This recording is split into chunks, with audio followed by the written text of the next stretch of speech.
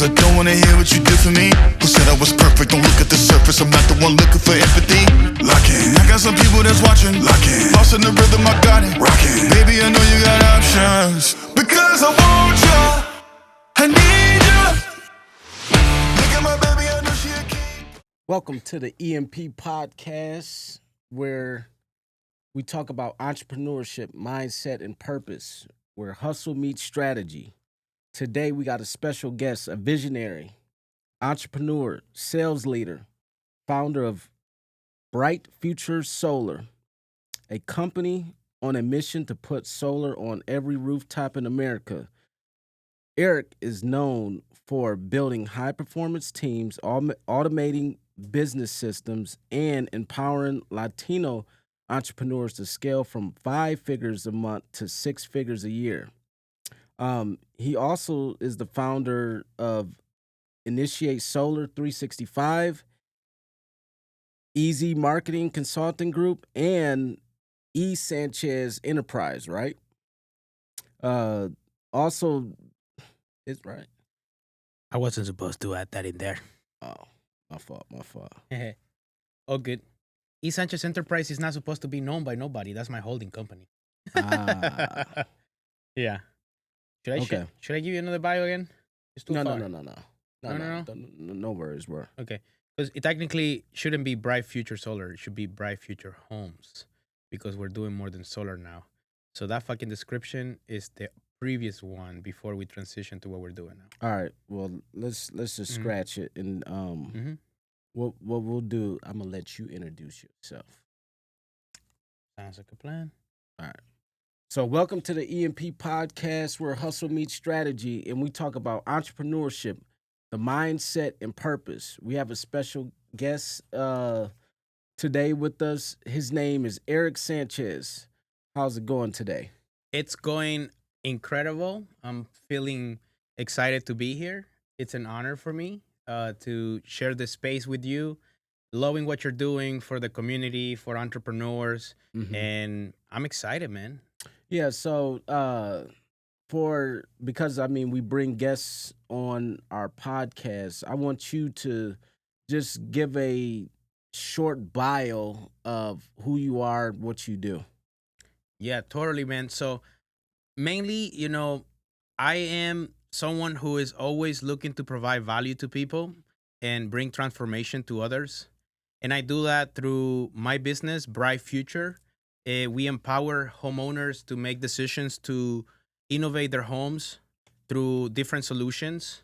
We do anything related to home improvement, exterior, interior, along with solar energy, energy storage, and that's pretty much my main business. But my background is for marketing. This is why I founded Easy Marketing Consulting Group. Okay. And we also dive into a little bit of the tech world. So I founded a software for our company. So everything that we do it for our companies. And the software is mainly for home improvement contractor companies or solar companies that are looking to streamline their processes. Wow. And it's called Initiate 365. Nice. You know, and so you're a man of many just different businesses and stuff. Now, something that is very interesting about your story is that you weren't born here. Where were you born? yeah, so I was born in El Salvador. It's a small country that has a lot of great people with huge heart. It's considered to be the smallest country in the continent here of America. We're located in Central America, a little bit like going south from Guatemala and right next to Nicaragua and Honduras. And so I love the country that I was born because it gave me a lot of things that I can say it made me who I am today. So Right. And you have a very interesting story because your first 15 years you were out there in El Salvador, but then a moment of sudden change where you got a phone call that boom, you got to move, or you're moving, right? Your father called you and said, "Hey, you're Yeah. coming to America." You're like, "Whoa, wait a minute." exactly. what was going through your head at that time? Man, that unexpected phone call changed everything for me. And when I got the call, my dad said, "Hey, where are you?" And I said, "Dad, I'm hanging out with some friends." And he said, "I know where you at, because I have some people that have been watching every move that you've been doing. And if you don't get home in the next 15 minutes, you're gonna see what's up." And so I'm like, okay. So my heart started beating fast. I started racing home, Mm-hmm. and I got home. And once I was there, my dad told me the news, and he said, "You're going to the United States." Now, what was the reason behind that? I mean, obviously, it wasn't just random, right? Yeah. For many years, from the time that my mom moved to the US, and that gap of like 2 or 3 years from when I Mm-hmm. was 12 to 15, you know, um, a lot of things open up because my mother, who was the one to put the change and the discipline and all of that, was no longer there. I became very rebellious, and I was really going out like pretty much everywhere. And so there was no like limits to what I was doing at the time. Mm-hmm. And there was no one to stop me. Although my dad was very firm and he could be aggressive at some point, that didn't matter to me. So my mom at the time said, "You know what, if we don't do something about it, it can turn into something worse." And although I was never a part of any gang or anything like that, I really enjoy the adventurous of life. So you have that curiosity spirit like me, Pretty much. Yeah. Like, but you were kind of mischievous and up to no good. pretty much. Yep. I was up to no good. I was hanging out with people maybe 10, 15 years older than I, you know, already inducing myself into things I wasn't supposed to, drinking, smoking, doing things that at the end of the day, were not for a 15-year-old kid. Yeah, And so it was that, or like maybe I can get killed, at the time, because for sure. Yeah. it was very bad at the time in El Salvador with the gangs members and stuff like that. Mm-hmm. So you get the phone call. Now you're in the U.S. Mhm. English is the primary language. You don't know a lick of any English. I mean, this had to be like total cultural shock. How did you adapt? What did you do to, get with the program, especially, moving to a different country? Yeah. So put myself in very uncomfortable positions, like talking to people without really having the ability to be as eloquent as I am today, or like effortlessly speak to you Right. and utilize my resources. I had an iPod at the time, and I'll connect to Optimum Wi-Fi. Mm-hmm. And I'll go to Google and I will say, "Hey, what did you say?" And I will literally communicate with people through translation, just like they will write down things back and forth, And it'll do the and it will translation do on the the app. translation. And so I put a time of like a due date on how quickly I was going to learn the basic. So I told my mom, "Hey, give me 6 months and I'm going to be very good at this. Like, I'm going to start like really speaking good English. Like, I'm going to Wow. become fluent." And so I had a goal: 6 months, Mm-hmm. I'm going to get this done. Yeah. And so I made it where every day I will learn 10 words, and like instead of just translating the words, I will like really truly comprehend the word, and learn it kind of like subconsciously, like through an image. Mm-hmm. Like if I'm looking at that bottle with water, I can say bottle with water.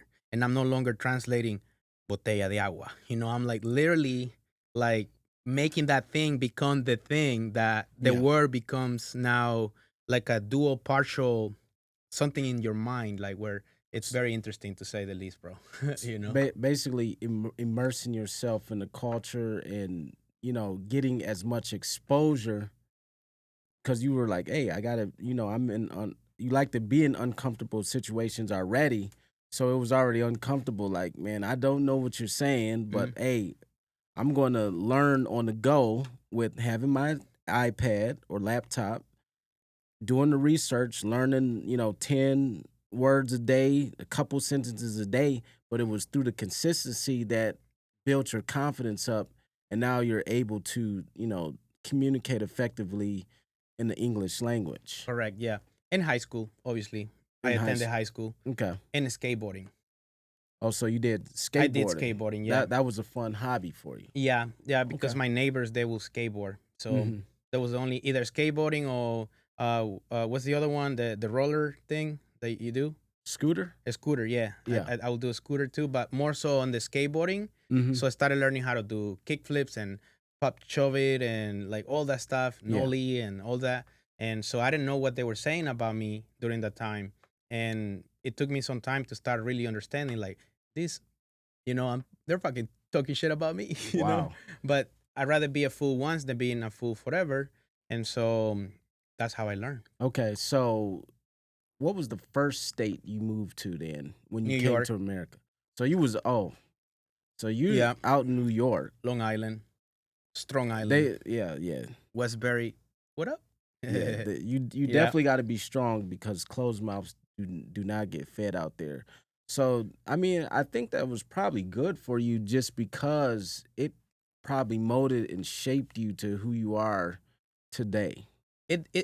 Indeed it did. And the funny thing is that my expectation of the United States was different because I only saw the United States through movies. So Mhm. I thought that at the time in 2009 when I came here, everybody was still wearing like really like Baggy crazy clothes or long what? shirts, Yeah, like those baggy clothes, big yeah, shirts, like big shirts, tees. Yeah. everything.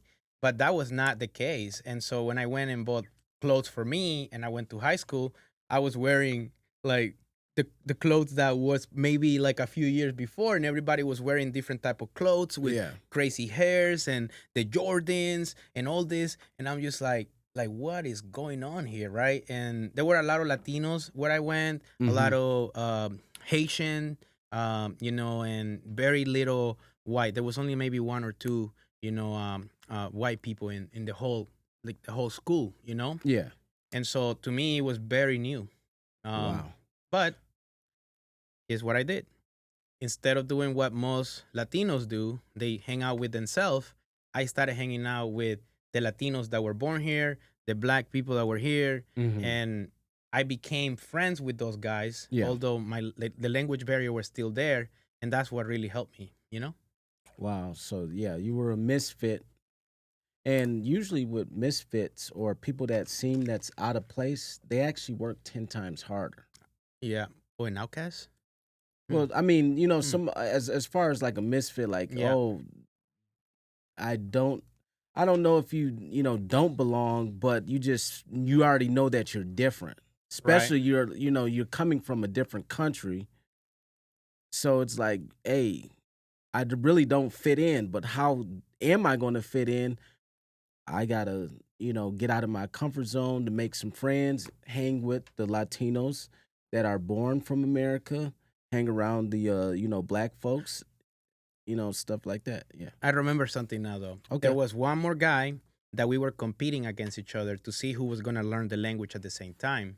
And so that one guy came right at the same time with me, and we were both literally starting in ESL as the first level of ESL. Mm-hmm. And there were like about maybe 8 more that came with us that started school at the same time. And so between him and I, we were the ones that were always striving to learn the language as quickly as possible. Everybody else were not at our pace. And so it was that healthy competition with me and him that also put it in a way where we were talking to each other in English where when it wasn't really as good as it is now. And that's also another thing. Like we were practicing it. So that's we say iron sharpens iron, therefore we sharpen each other. Right. That's the beautiful thing of having healthy competition with someone that's going to push you to be the best version of yourself. Facts. So fast forward from the high school, then you graduated. Did you always did you want to go to college? What were your aspirations then? Once you graduated from high school. Yeah. So the only reason why I went to college is because the aspirations at the time were more like make my parents proud, and their definition of me being successful was attending college. So I gave it a shot. and I pay for it myself. No handouts, no, none of that. And so I basically wanted to see if what they wanted for me was what I truly wanted for me. Mm-hmm. And so my intention was to learn IT, for computers, because Okay. I was being a geek, like a nerd with computers. Right. And the only problem is that in order for you to truly start learning what you truly love, you have to go for another 2 more years of completely none of the stuff that you like Oh getting my your goodness. associate. And so during those 2 years, I'm like, oh my God, like, am I really gonna do this? And I wanna get to the bottom of what I truly love. Like, get me the computers and let's get it done. But those 2 years were like, man, my first semester, I was like, college is not for me. I'm dropping out. And I drop out. Well, I mean, You know, th- I didn't have the so patience, I guess. yeah, I mean, on our platform, we have different walks of lives, and especially when it comes to entrepreneurship, there's nothing wrong with going to There's nothing school wrong. or university. Um, it's just you don't want to get trapped in the system. You don't want to. Basically, you want to have the end goal in mind.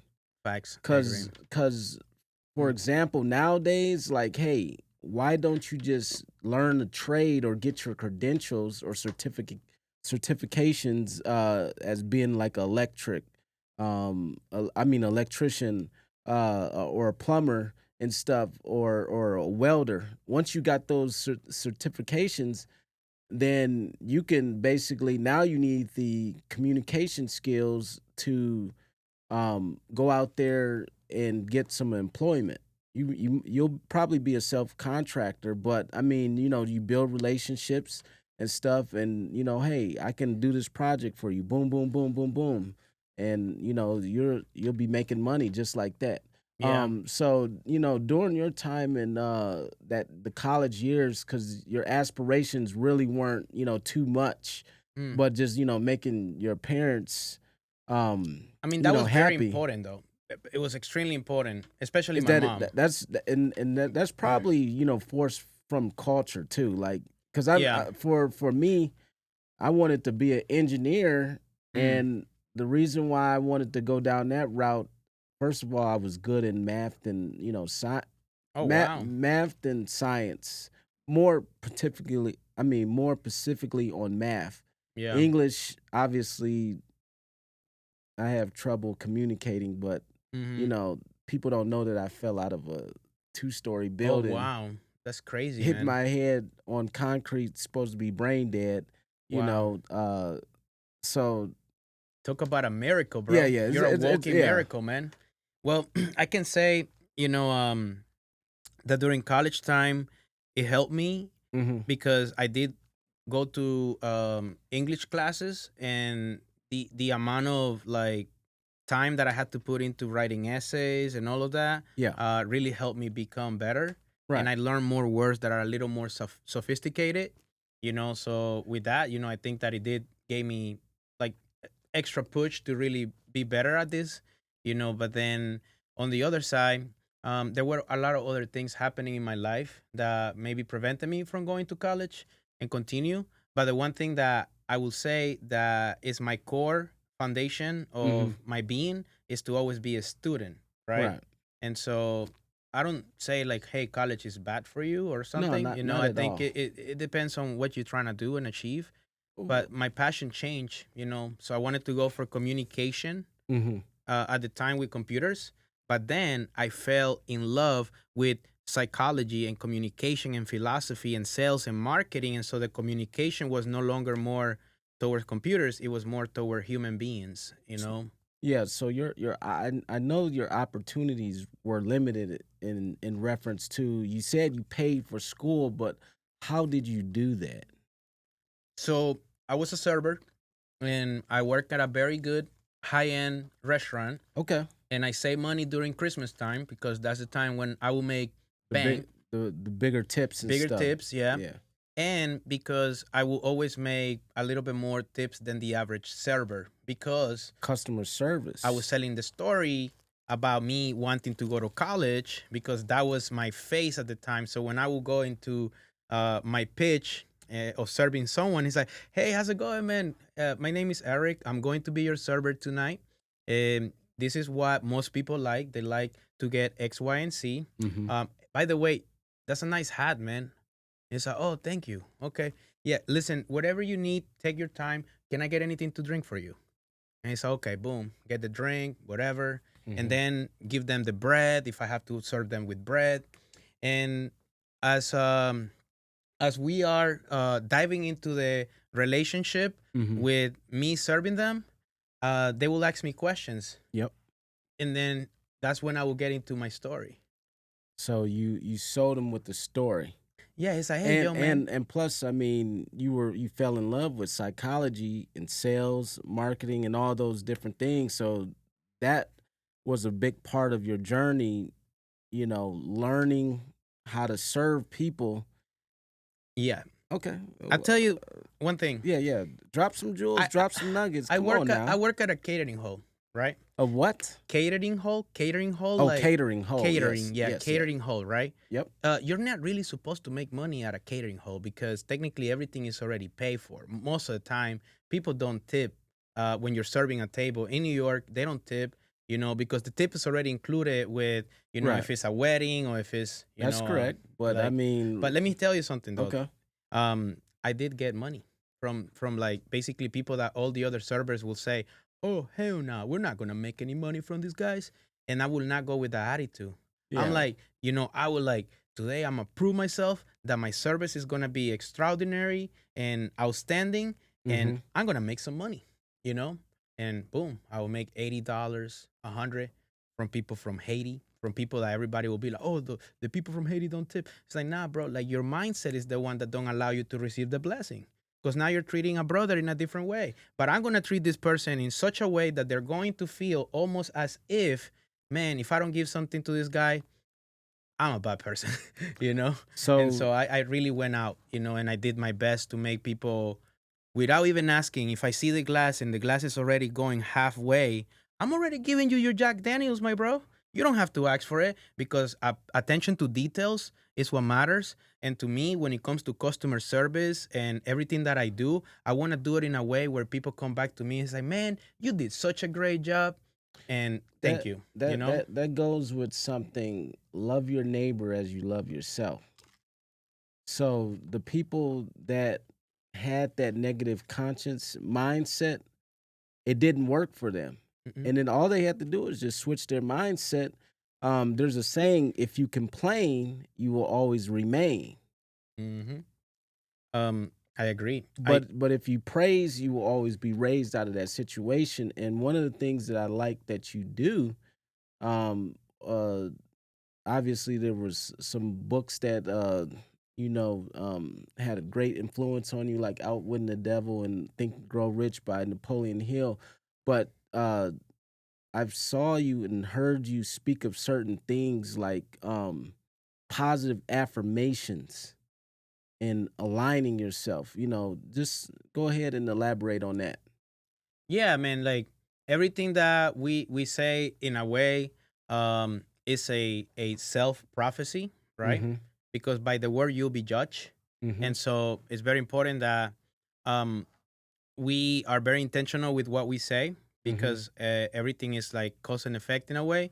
But another thing that I would say too is that it's not me the one that's making the thing happen. It's always like God really giving me the opportunity to experience, whatever He wanted me to experience at the moment, right? Mm-hmm. And so a lot of the things that today I have either acquired or I have become is also because God has given me the opportunity.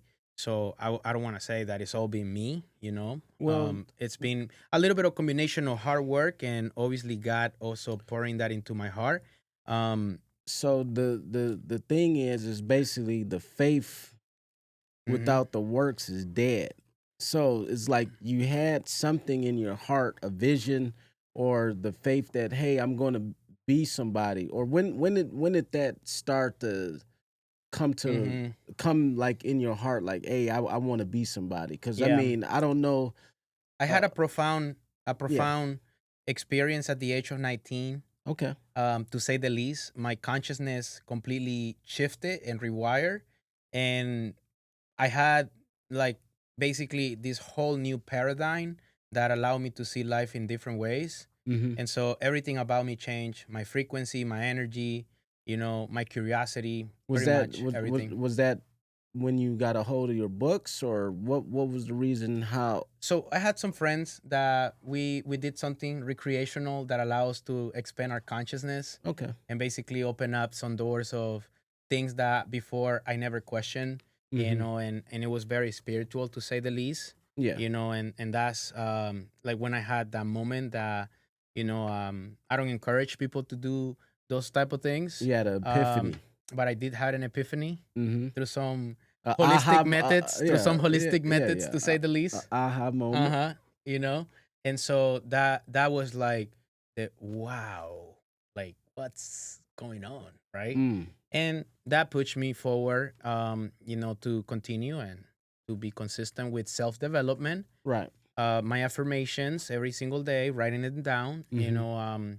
and yeah, like just committing myself to the process of to manifest that whatever the thing was at the time, Mm-hmm.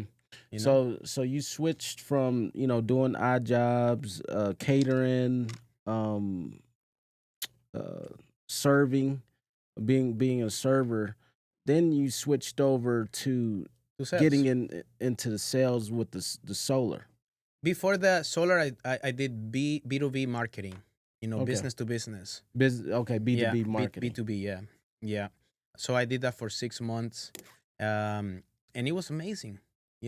Not financially, but the experience that I got from it. It was what made me. Yeah. What was the biggest lesson you learned from Mm, the business to business marketing? yeah. So I learned my ability to go anywhere and have a framework Mm-hmm. to be able to explain who I am, what I do, and why I do it.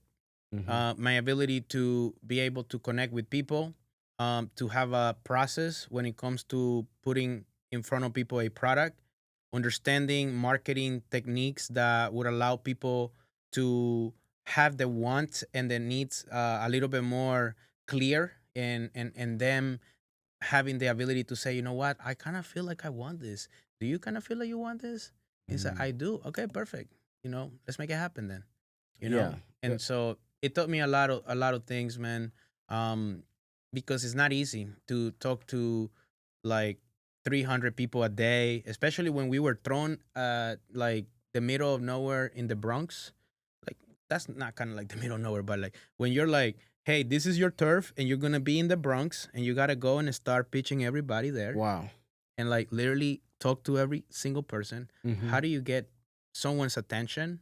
Literally in the streets, like to just talk to someone randomly. That's It was why hard. that's why if you can sell in New York and have that tough skin to overcome objection, then my Hmm. goodness, you're out here in Texas. Yeah, I mean, bro, you should be. I mean, I know you're eating crazy, but yeah, Anyways, though, yeah. yeah, man. And so, you know, um, at the time they called me Speedy because My name was Speedy too. they did. Oh, Well, that was your name. yeah, because Um, mine. I really had some speed to me. Like you Oh, couldn't I see. catch me. Yeah. Wow. So that's yeah. They call me Speedy Gonzalez because I would speak too fast and people Ah, were not able to understand what I said. So that was one of the first things that I had to learn to slow down slow down your so people can cadence. really understand, my accent. Like I got better though. That's why I got better in English because I was talking to 300 people a day. And so Ah, people were like, man, like, look at you, Eric Sanchez. Your English is getting better, and I kind of have forgotten about that. every master was once Yeah. a disaster. Speaking of 300 people a day, Yeah. my goodness, I mean that repetition had to build that muscle memory in reference to Hmm. critiquing and learning how to communicate more 100%. effectively. I think it all comes back to also your intention. Are you truly speaking to 300 people? Or are you just trying to go through the numbers so that you may get lucky? Right. So it's a big difference when you're truly talking to someone and you're 100% presence than when you're not. And so that's why my results were not as good as, other people that had a stronger presence and a stronger aura, and it was more attractive than I was, because I was like, in a way, desperate, to try to make a sale. So, what you lacked in skill, you had to make up With numbers. with numbers. hmm So some So, people will only speak to 75 people and they will sell 10, 15. And right next to me, we're in the same place. And I'm like, wow. how? And it's because they were chill. They were like in a flow state, and they experienced something that most Speedy, human. speedy, you got to slow down. Yeah. And I think like sometimes when you slow down, you're really going fast, Like, I don't know if I'm making any sense, Oh, but, no, no, no. you know, That makes sense because I tell people if you fast, you will fast forward. hmm Just meaning, as like you said, slowing down. Like, man, if you, for example, you take away your phone, you take away social media, you take away food, you know, and you just like, man, you want to just meditate, pray, things of that nature, bro, you will get so much clarity. yeah. Like, drink water for 3 days and just chill out. Yeah. In America, I mean, everything is so fast paced. I'm thinking about how am I gonna pay bills, hustle, da da Yeah. da, this, that, and other. But if you just slow down and detach yourself and get clarity to your mind and discipline, bro, you can already see, the next 6 months, the next 6 years. And when hmm you have that vision and clarity written down, Right. waking up with your daily routine, doing your affirmations, having accountability partners, my goodness, you will be like, man, Boom. I see, this vision that I have as hmm clear as day, where all I need to do is just, walk into it and actually manifest it into the natural. Oh, yeah. I feel that. I have lived that too multiple Hmm. times. And so yeah, I think that momentum is one of the most beautiful things that we can experience Hmm. when is on the positive side. you Okay. know? And so I also believe that sometimes when people start gaining momentum, we sometimes kind of feel like, what if it goes away? And that's when you kind of mess the whole process of keeping that momentum. And one of the things that I've been studying with myself is my patterns. What was I doing when I was doing more X, Y, and Z, Hmm. 3 months ago, right? What was I doing when I wasn't really getting results how I wanted it? Everything goes in patterns, right? So sometimes, financially it's better here, other months are not, other months they are.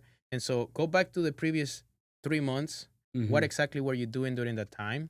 And that's how you can see what exactly is it that you're getting today, because it's what I'm basically reaping from what I was, what's the word? Like when you harvest your future, right? Like, You're yeah, reaping like what what you're you you're sowed. reaping what you sow, right? Yeah. And so it's like dirt, you gotta put water on it, and little by little will keep getting better and better, Hmm. You one gotta one one day till at a time, till the you land, know, sow your seeds, one day till at a the time, yep, till the land, be you know. consistent with watering everything. Yeah.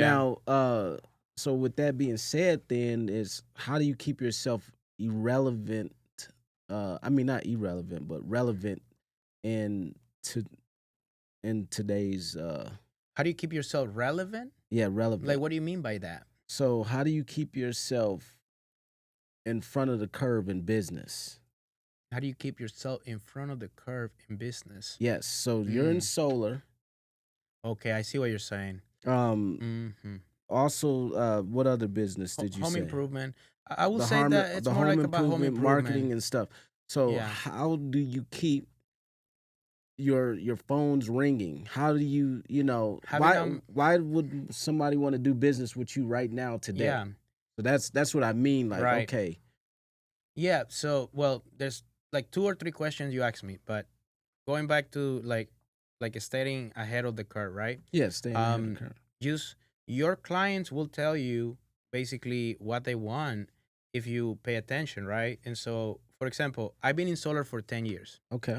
And in 10 years of solar, people that been in solar and door-to-door space and digital marketing in solar and whatnot, they know the solar coaster, right? Like it's ups and downs in the industry, a lot of changes, Mm-hmm. a lot of uncertainty, finance companies going bankrupt, you know, uh, products that are no longer available, uh, a lot of things, right? Right.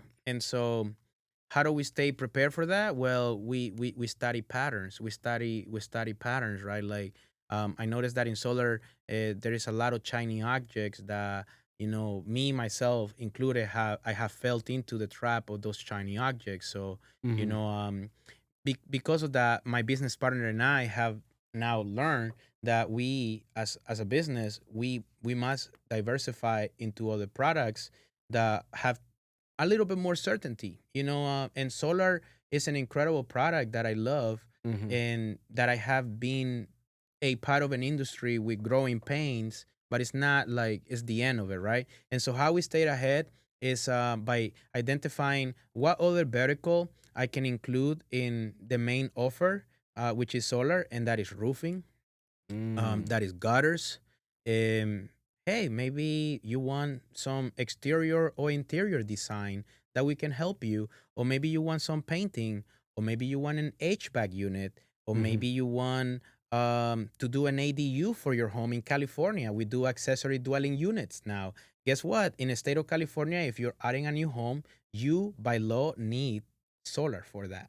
And so now we're doing the ADU, we're doing the solar, and we might actually also do a replacement for the roof for your main property. So we're now stacking more products on top of the main product. And I we're see. doing something called rehatch, which means remember, everyone has another cell hidden. Rehatch. And this is what I learned from me doing that B2B business. All this terminology, all this thing that I tell you is basically basic marketing 101 Mm-hmm. that all companies that are big companies, mainly like those companies that do any door-to-door sales, or companies that are doing B2B, or companies that are doing cold calling, they use this amazing framework that works, you Mm. know?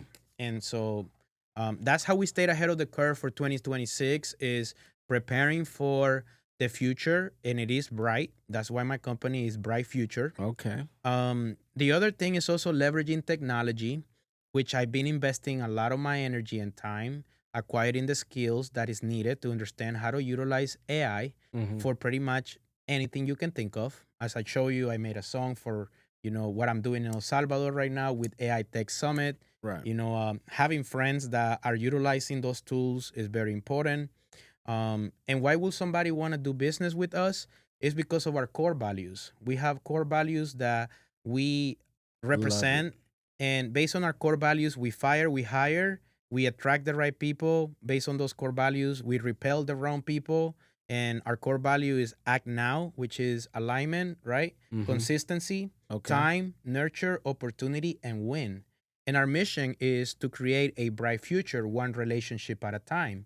And so by having those things clear in our company and living those things every single day more and more closer to what they really truly represent, not just something that you have on a whiteboard and you kind of like, oh, what are your core values?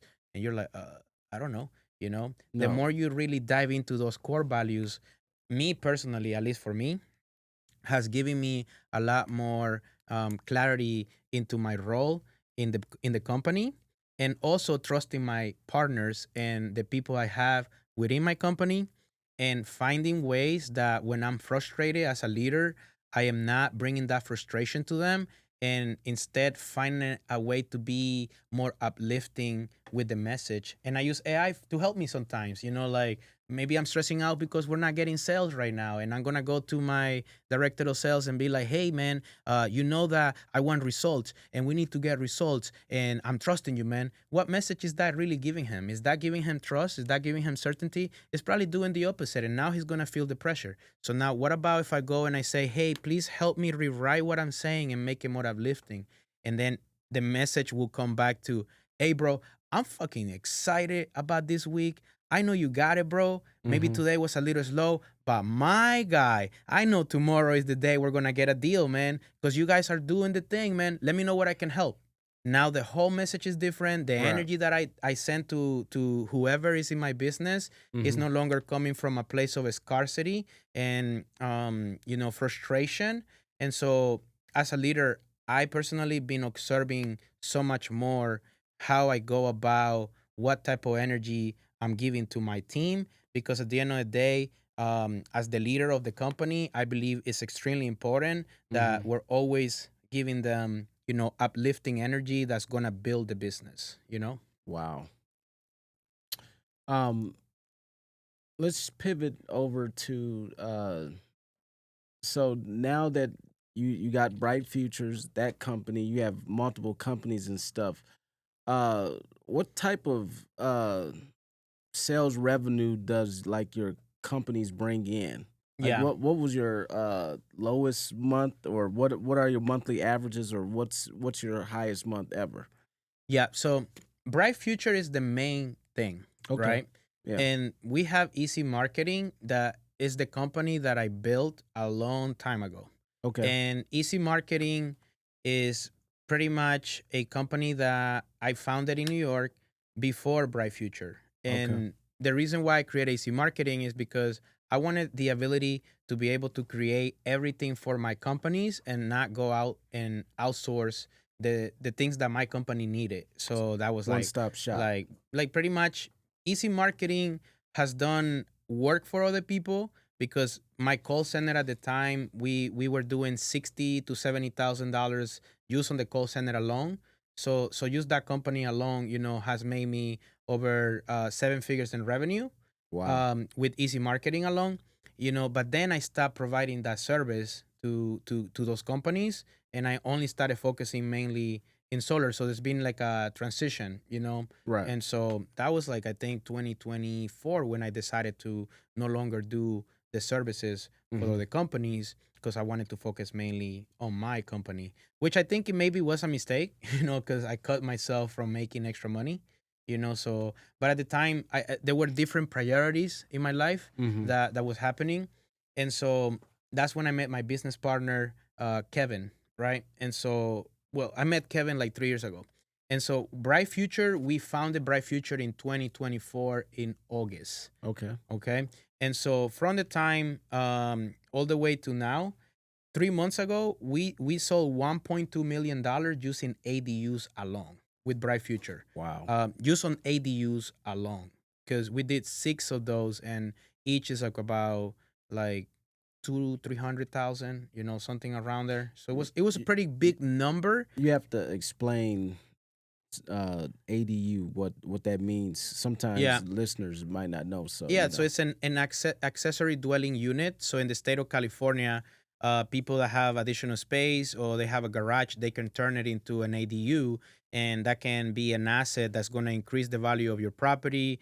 It can generate cash flow, or it can also be more comfortable to add more family members if that's what you're looking for. So we started doing ADUs because my partner, Kevin Esperanza, he was like, "Hey, man, we're gonna get into the home improvement, and I'm gonna figure this out." And so he just put it out there, and I back him up with pretty much the systems, operation, and everything else that we need to do. Hmm. And he went out there, and he's the one that made it happen. Wow. So he's the one that sold that much just in ADUs alone. And then on the solar side, we've been very consistent with selling over like 600,000 to $1 million every month. But solar has been so hard and Yeah. so challenging that it kind of actually, and it's hard because there's people doing not the ethical thing. Right. And so, but because of that, we started opening doors for other stuff. Hmm. So all together, we're still below $10 million a year. We're not doing $10 million. We want to be doing over 10, and my goal is to be doing over $100 million. Hmm. And I truly believe that we have the people, and the resources to get there with these new products that we're adding. I wouldn't be surprised that if in 3 to 5 years we're gonna be one of the fastest growing home improvement companies in the United States as Bright Future Homes. It's not even solar anymore because we're now Bright Future Homes, Nice. and we're looking for this amazing expansion, acquire more partners that can help us with the construction side, Hmm. and to help us, just creating this amazing bright future. What would you say to the person that might not believe in themselves, or somebody that wants to, you know, start a business? Yeah. So I would say the people that don't believe in themselves, a lot of times, I think that we all doubt ourselves Hmm. because we're not doing what we've been saying we're going to do. So the more that we continue to delay on doing the things that we said we're going to do, the more that we're creating that uncertainty. So time creates uncertainty, Hmm. but time also creates clarity if you take action right away. So if I say I am a content creator and I don't do content, then my subconscious mind is going to no longer believe what I say. But if I start saying I am a content creator and I call you, hey bro, like let's go shoot some content, Right. I'm affirming what I'm saying, and my actions are now in congruency to my belief and my identity. And it can start with small little things like I'm an investor, right? So I can go into my Coinbase account, and Hmm. I can buy $25 of XRP or XLM or Bitcoin or whatever, no financial advice. And one of the things that I can do to reaffirm that belief is every time I go out Hmm. and I spend $50 on food with people and friends, I can also match those $50 that I just spent on buying something that will make me also now an investor. I am an investor, right? And Hmm. so just little by little, consistency is built over time. And people think that consistency look like this, like, oh, it's so perfect. But no, man, like sometimes consistency is here and here and Hmm. here and here. And maybe some days you're not gonna get up like super early. Some days you're gonna get up late, Right. or maybe you're like me, where I don't really believe about the 5 a.m. club. My partner does believe 5 a.m. club is the way to go. But here I am shooting a content podcast at 2 in the morning, and I might get up at like 8, 9 a.m. But I Right. build my business around, so when I get up, my business is running, Yeah. it's moving, and none of the stuff that needs to happen is happening. So That's what's up. Um. did I answer the question though? Yeah. Yeah. Yeah. I did, right? Uh. So Yeah. I'm gonna go to shoot off some rapid fire questions. Boom, boom, boom. Daily habit you can't function without. Coffee. I love coffee. Um, yeah. Biggest leadership mistake you've made. Not cut toxic people, and Not cutting off toxic yeah, not people cutting like like right more away, right away. like right away. Like once you see narcissistic, trails, or once somebody show you who they are, you better believe who they are and stop giving so many opportunities because I used to think too much with my heart, and my mom and my dad used to tell me, hey man, these are your employees. These are not your friends. These are not. You treat everybody like they're your friends, and then they start believing that they are your friends, and now Don't do it. they just take over you. And so I think yeah, listen to your parents. My mom and my dad always used to tell me that. And so I'm 32 now, and obviously I'm way better. Hmm. And I create at least a level of you know a boundary where there's got to be some you know something in place. Yeah. A sales tip every rep should memorize. Sales tips every rep should memorize. Sales is your ability to provide people certainty, and skepticism is your ability to buy uncertainty from a homeowner. So you want to be more certain than they are uncertain. It's really all about how much do you truly believe in what you're saying. And the way you get the belief up is by diving into the product, learning the benefits, and understanding how it's going to help the problem that you are solving. He who fixes the most problems get paid the most. So become a problem solver and don't become just a salesperson look at yourself more like a consultant, that you're consulting people, and you do that through whatever product or industry that you chose. AI tool you're obsessed with right now? AI tool. Suno? So, No, I I'm mean, just I'm obsessed with Manus. Manos. Okay. Yeah, and if I can drop my link for people to get it for free, there's a referral link. I would love to do that. Yeah. But For I'm sure. obsessed with Manus We'll AI. put in the Yeah, description. Manus AI, man, all day long, and and also Suno and Claude. And I use ChatGPT, Yeah. but I'll just say But just Manos is the one Manus. Yeah. that you're obsessed with Oh yeah. over all of the other Yeah. ones. Oh yeah. I use that all the Describe time. describe success in one word. You only got one word to use. Yeah. Family. Family. And then what's next for Bright Future Solar? The transition into the Bright Future Homes? Mm-hmm. Yeah, Bright Future Homes, home services, providing a platform to salespeople, contractors nationwide, marketing agencies that are looking for new products, people that have been in solar that are looking for a new home. We have incredible leadership, an incredible platform, and we have really a good place for people that are willing to do what it takes, that they want to be part of a team that is going to go above and beyond. And we really want to be working with like hardworking people, like people that make no excuses. And so Bright Future is really, it's going to be an amazing, incredible year for That- 2026. That's what's up. Well, I hear that you have a podcast that you're working on yourself. Where could people, find more information just about what you got going on, so I could put your credentials in the description as well? Yeah. Go to my website, ericsanchez.com, Mhm. and there will be a link for my podcast, The Journey is Everything, Trust the Process.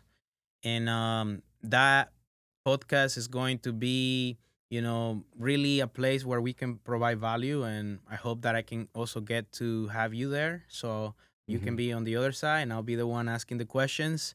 But along with that also as well, The Journey is Everything, Trust the Process. There is a book that is happening currently right now that I'm also writing, along with the podcast. So you got a And book in the and works as and well. there's a book in the works as well. I don't know when the book will be finalized or released because I'm going with the timing and everything in my life based Mhm. on like what's happening today, and it might be 6 months, 12 months. It might be maybe 2 years. But yeah, that book, I'm really excited for it. I'm super excited. Well, Eric, I just want to thank you for sharing some of your story with our platform. Go follow Eric on. I'll put his descriptions in our YouTube in the YouTube description marks. Just one of the things that I wanted you guys to get out of this is just remember that success starts with alignment, grows through your consistency, and scales through massive actions. Thank you for tuning in, and we'll see you on the next episode. And don't forget to subscribe and drop a comment about your favorite takeaway with Eric's stories. Until Lost next in the time. rhythm, I got it. Rockin'. Baby, I know you got options. Because I want ya, I need ya. Look at my baby, I know she a keeper. What are you scared of? She's so prestigious. I call her star, baby. Tell me, have you seen her? She can light up the night alone. Yeah, lose your pride, take your time. Just know it's not long. Yeah, I got love and I'm giving it. I'll never be perfect or innocent. If you walk on those shoes and don't tell the truth, she'll give you the boot like a Timberland. She not the type to stand in the background. You'll never be let down. Plus she got her own